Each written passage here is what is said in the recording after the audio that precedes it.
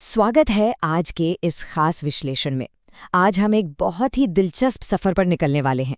हम बात करेंगे उन प्रशासनिक, आर्थिक और तकनीकी मील के पत्थरों की जो 2047 तक एक विकसित राज्य की पूरी तस्वीर बदलने वाले हैं।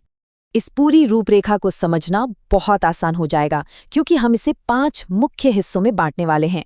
हम लीडरशिप और नियुक्तियों से शुरुआत करेंगे, फिर 2026 के बजट पर नजर डालेंगे, उसके बाद अहम सामाजिक कल्याण योजनाओं, डिजिटल गवर्नेंस और एआई, और आखिर में कुछ ताज़ा घटनाक्रमों पर बात करेंगे।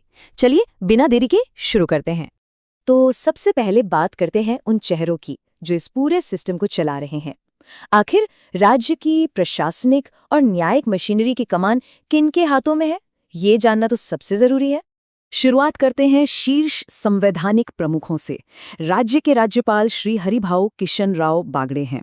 और एक बहुत ही खास बात, मुख्यमंत्री भजनलाल शर्मा पहली बार विधायक बने हैं और अपने पहले ही कार्यकाल में मुख्यमंत्री का पद संभाल रहे हैं।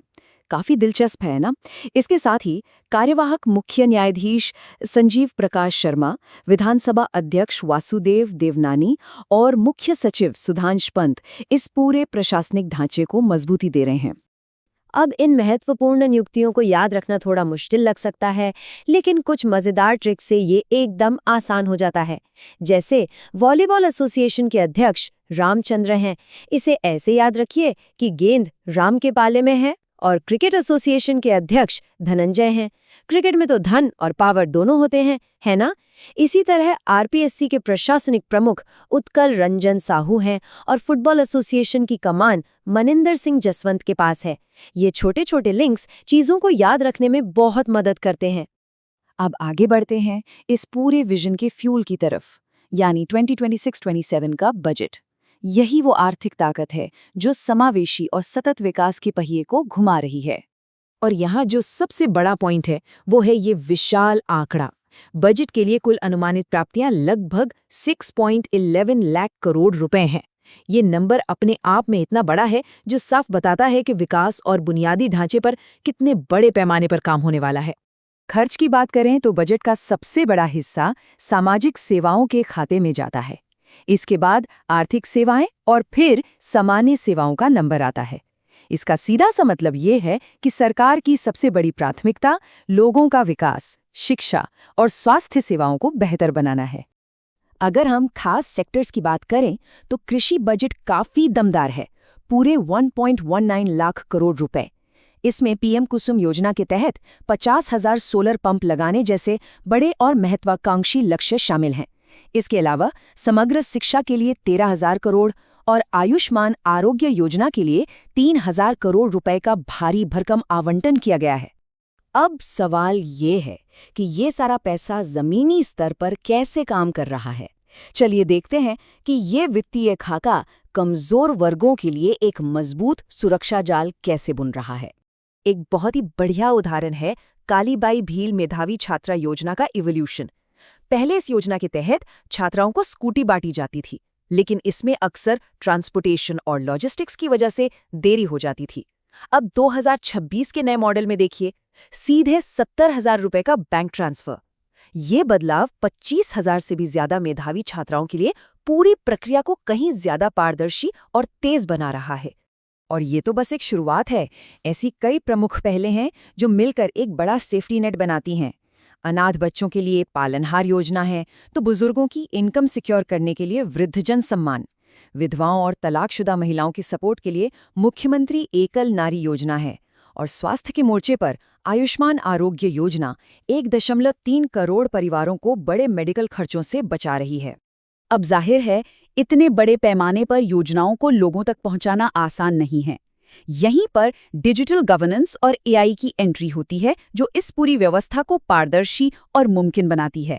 चलिए समझते हैं कि एक आम इंसान इस डिजिटल सिस्टम से जुड़ता कैसे है। सब कुछ बहुत ही सुव्यवस्थित है। शुरुआत होती है 10 अंकों की एक जन आधार आईडी से। फिर राजस्थान एसएसओ आईडी के जरिए एक सिंगल साइन ऑन एक्सेस मिलता है, और आखिरी स्टेप में सीधा बिना किसी लीकेज के लाभार्थी के बैंक खाते में पैसा पहुंच जाता है, जिसे हम डायरेक्ट बेनिफिट ट्रांसफर या डीबीटी कहते हैं। और तकनीक का ये इस्तेमाल सिर्फ योजनाओं तक सीमित नहीं है, न्यायपालिका में भी बड़े बदलाव हो रहे हैं। सुप्रीम कोर्ट के 2 इनिशिएटिव्स आपको जरूर याद रखने चाहिए, वन केस वन डेटा और सुसहाय। वन केस वन डेटा हर अदालती मामले के लिए मुकदमों के आधार कार्ड की तरह काम करता है, और सुसहाय तो कमाल है।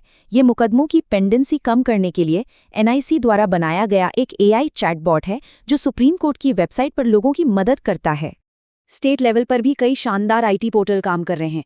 स्कूलों के टीचर्स के लिए राइज पोर्टल है, कंज्यूमर शिकायतों के लिए ई-दाखिल ऑनलाइन है, सिक्योरिटी के लिए सीसीटीवी और जीपीएस से लैस अभय कमांड सेंटर है, योजनाओं की वेबसाइट बनाने के लिए वेब माई वे प्लेटफॉर्म है, और अभी हाल ही में महिला एवं बाल विकास मंत्रालय ने आंगनवाड़ी के लिए पंखुड़ी पोर्टल भी लॉन्च किया है।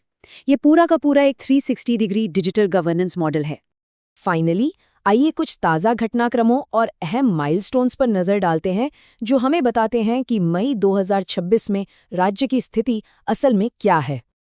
अगर हम डिजिटल सफ़र को देखें तो ये रातों रात नहीं हुआ है।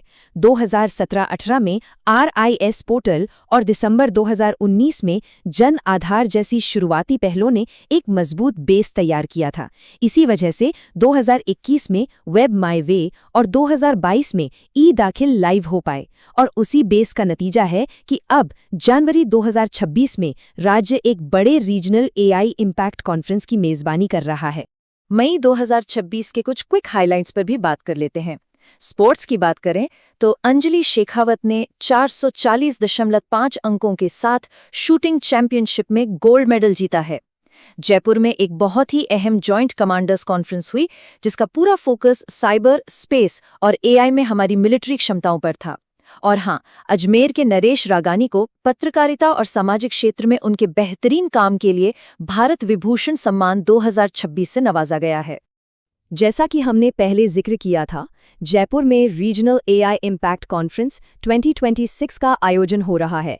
यह राज्य को एक बड़े टेक हब के रूप में स्थापित कर रहा है। यह इवेंट इंडिया AI मिशन के 3 सूत्रों यानी पीपल, प्लैनेट और प्रोग्रेस और 7 चक्रों पर टिका है, जो खास तौर पर एथिकल AI और अर्बन प्लानिंग के लिए डिजिटल ट्विन्स पर जोर देता है। तो अब एक सवाल सोचने वाला है, जब सरकार सुसहाय जैसे एडवांस्ड AI चैटबॉट्स को इतने बड़े कल्याणकारी बजट के साथ जोड़ रही है, तो जरा सोचिए 2047 तक एक आम इंसान और सरकार के बीच का रोजमर्रा का रिश्ता कितनी गहराई से बदल जाएगा। तकनीक और गवर्नेंस का ये मेल सच में भविष्य को एक नया आकार देने वाला है। इस दिलचस्प सवाल के साथ हम आज के इस विश्लेषण को यहीं खत्म करते हैं।